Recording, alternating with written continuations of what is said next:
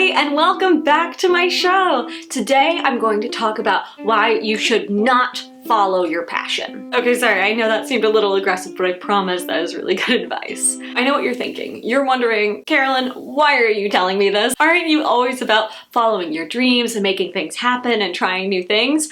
Yes, I am, but there is a difference between going all in gung-ho about following your passion no matter what and actually doing things that are exciting to you. So what do I mean by this? You may have heard the common phrase or cliche, if you follow your passion when you work, you will never have to work a day in your life. In some ways, I think this can be true. I think if you find a job that you really love, that is really exciting to you, it doesn't really feel like work, it just feels like fun. But there's always, no matter what job that you're in, going to be an aspect of the work that is very much work, whether it's having to be organized or having to make a schedule, make decisions because of financial reasons. There's always going to be some give and take. There's always going to be something that is not that fun when it comes to work. Regardless of what your passion is, it is very challenging to find a job that is all fun and no work. But that's okay. You know, that is a normal part of life, and that's something that, you know, should be expected. But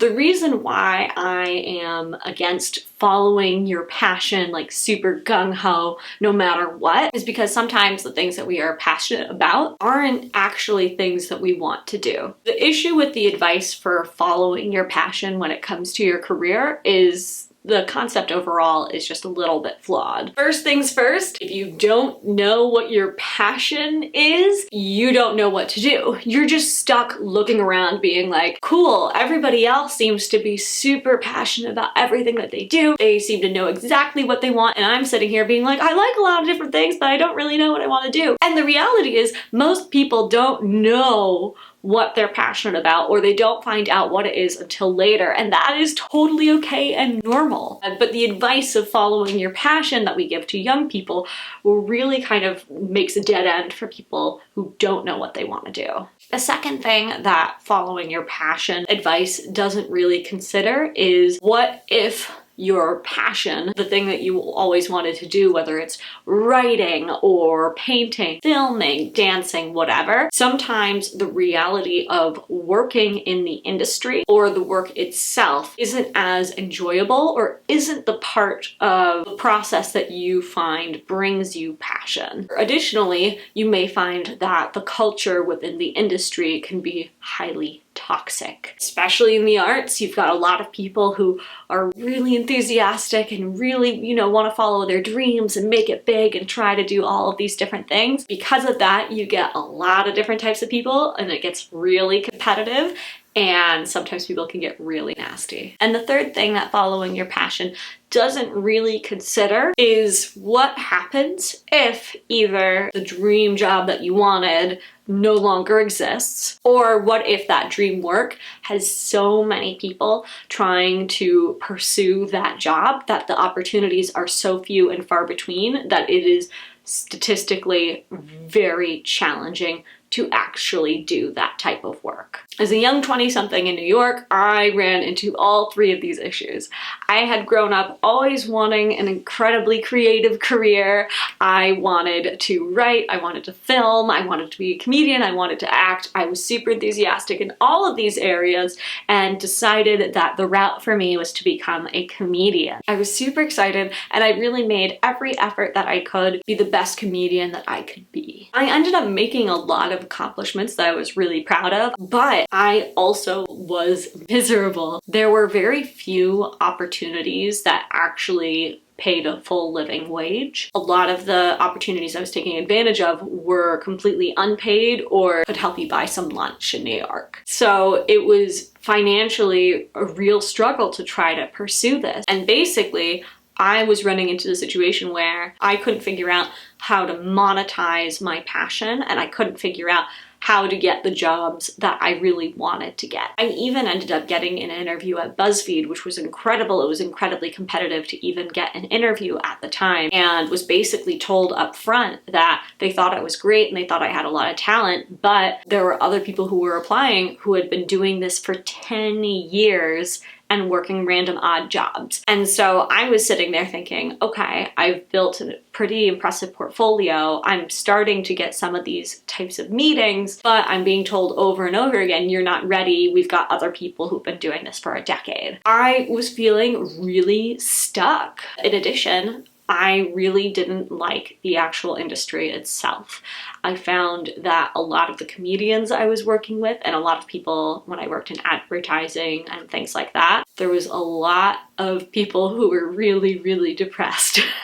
And granted, I, struggle with mental health, as do we all, but I found myself going deeper and deeper and deeper into the rabbit hole because the only people who I was spending time with were people who were also depressed. The reality is, it's not the fact that their depression was why I had it. It's just the culture itself was so negative. I just found myself becoming more and more unhappy, and it really made me realize that if I want to be my best self, I need to surround myself with people who are really happy and optimistic, because I'll match whoever it is that I am interacting with. I ended up hitting a rock bottom moment. I was not sure what I wanted to do anymore, since it turned out that my dream wasn't what I actually thought it was going to be.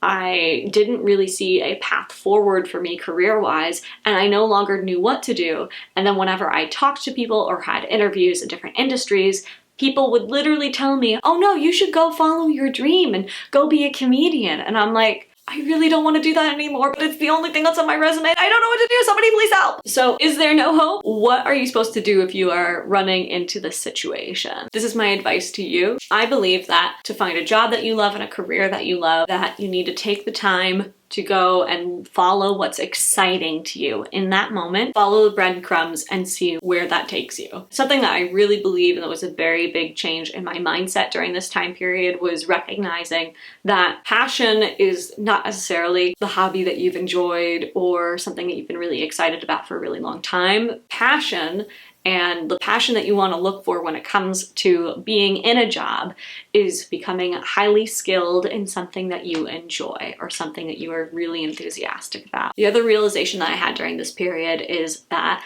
careers aren't sprints. They're not even necessarily marathons. They're more like journeys, traveling, going from place to place to place, trying out new things, spending some time there, and then finding something new to do. You have a lot of time when it comes to your career. So don't worry so much about making sure that what you're doing right at this very moment is exactly what you want to be doing for the rest of your life. What you want to do instead is try out a couple of different things, find a variety of opportunities that seem interesting to you or even not interesting at all. I ended up coming to this conclusion, was working in retail. I was super downhearted by my comedy career, and I just got to the point where I was just like, it all. I don't know what I want to do. I need to find any job that is going to give me health insurance. I was also turning 26, so that was a bit important. America! Woo! So I ended up working as like an admin type human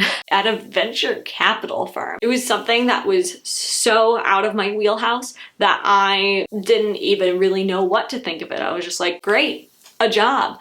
Venture capital, cool. That means money, right? There'll be lots of money here. And what I ended up finding was an incredibly wonderful community of startups and people who invest in startups, all in the same offices in a really collaborative, creative environment with some really wonderful, positive people. It was extremely life-changing and completely unexpected. I'm pretty sure that had that opportunity been given to me when I was fresh out of college, I might have not have accepted it due to the fact that it was venture capital, a term that I didn't really understand until I worked there. So yeah, if you're a creative individual and you don't really know what to do, or you found yourself in a spot where what you thought you wanted to do is really not what you wanted to do, this is my advice for you. First things first, meet as many different people as possible and introduce yourself to anybody who you find really, really interesting. Next, and kind of related, is ask questions. Ask questions, whether it's Google or those people who you're definitely introducing yourself to. Asking questions is a phenomenal way to learn more about people's careers, learn more about where you should be going, and getting an awareness for what's out there. You won't know what's out there until you ask. My next piece of advice is find opportunities in your work to try new things or grow new skills, or outside of work. I, have spent a lot of time learning about product management, learning about sales, learning about marketing, learning about how to start a business, how do you pitch startups to venture capital to gain money and stuff like that.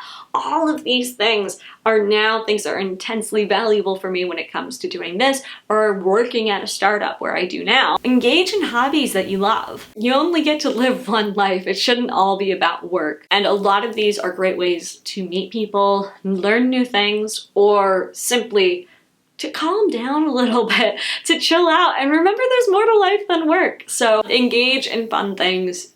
Don't get too laser focused. I've done that. It's not fun.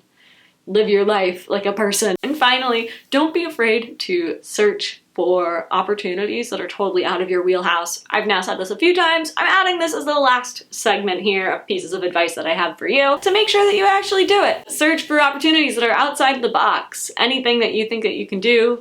If you run into somebody who can introduce you to somebody who's doing something totally wild, who has a job opening, and you're like, what the f is that? Do it! If you don't like it, quit after a month or two and do something else. If you can, of course. Obviously there's situations where, whatever. Blah. Thank you so much for watching today. If you liked this, please like and subscribe, or just like, or just subscribe, or comment, or share it with a friend who needs it. I do not really care what you do, but it would make my heart all nice and warm if you did any or all of the above. So thank you again for watching. I am trying to post 2 days a week on Tuesdays and Thursdays. I don't know if I'm gonna stick to that schedule. We'll see. Chat with you next time. Bye.